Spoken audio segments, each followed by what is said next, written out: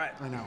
We were just talking about how we love the fact that we associate you more as an alternative band, but we love that you put together this blues album and have been nominated and admired for it. What an adventure. Yeah, it's been good. It's pretty. When I was a kid, I played a lot of blues because I was one of those, like, there's always one 16-year-old kid in every Canadian prairie city who wants to be a blues man, and it's always kind of a joke. It's like, but he's usually cute and he's usually pretty good. And when I was 16 in 1984, whatever it was, 6, 8, whatever, that was who I thought I wanted to be, the Strat in the Hat kid. Like, I'm gonna wah blues guy. It's a great impression of a bluesman there. Yeah. I mean, I don't have as much of an interest anymore in pursuing that thing at all. And of course, 5 seconds of listening to our record reveals that that's not at all what we did.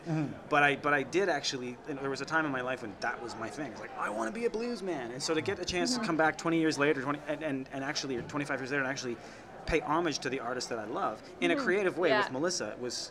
And I mean, the original idea, the record's called the Northern South Volume 1, which implies that there's going to be a Volume 2 or a Volume 3.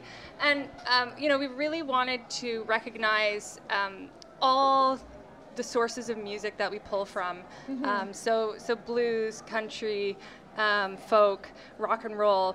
And so we decided to start with the blues. But our live show, if you've seen it, we actually were digging it up quite extensively. So we have a million instruments, just the two of us, a looping pedal, and all the layering. And we found over the years that the songs that were more blues influenced of our own songs, that setup worked the best, and the songs kind of came alive in kind of a new and interesting way. So we wanted to go in the studio and bring all that stuff in with us. So it was definitely an experiment, and it worked out really well. We were really happy with the way it turned out.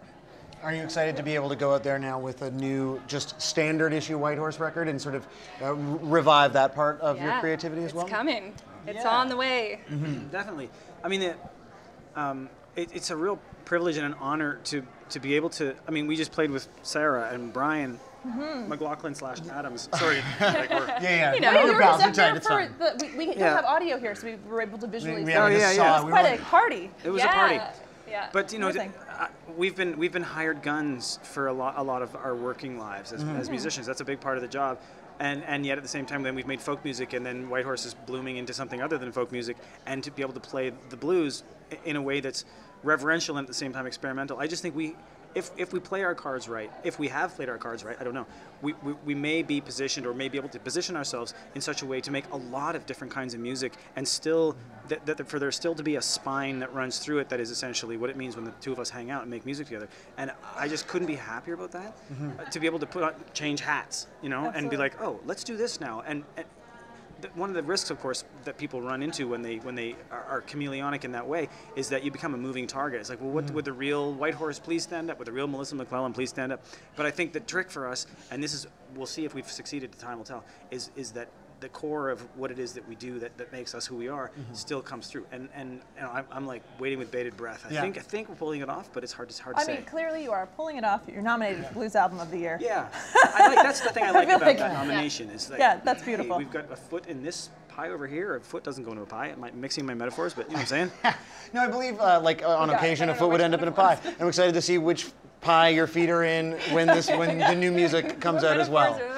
Old rhubarb pie foot. It's a classic blues terminology. Yeah, guys, thank you so much for coming back here and talking to us, and congrats on the nomination. Very much.